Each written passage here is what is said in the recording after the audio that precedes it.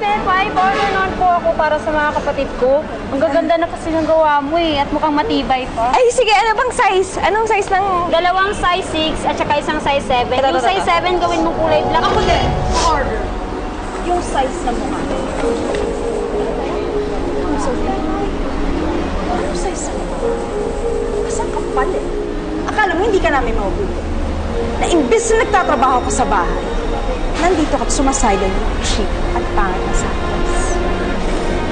Ikaw nga dito, mabawasan niya ka pala! Ano ba? Wala!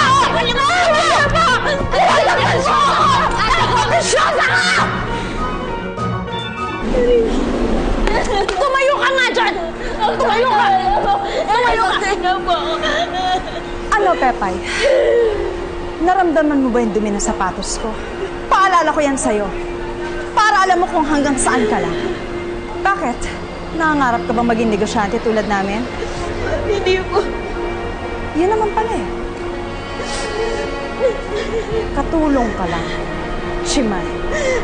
Hanggang talampakan ka lang natin. Hindi ka naaangat pa doon. Naintindihan mo? Opo. Hindi po. Bitawan mo nga ako! Let's go, ate! Pinagtidiinan na tayo. Halika na. Pakialam!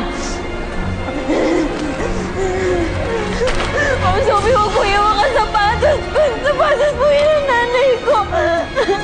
Ma'am Sophie!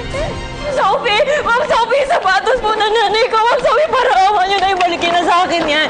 Bayad na po kasi yung iba dyan. Kung gusto niya po, hindi na ako gagawa ng sapatos. Ibalik niya lang po yung sapatos. Bitawan mo nga! Ito. Kunin mo. Ma'am Sophie! Wag po! Wag, tama na po! Ano?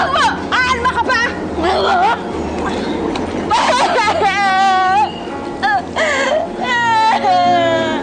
Yan ang bagay sa'yo. Pagsama kayo ng basura mo sa andar.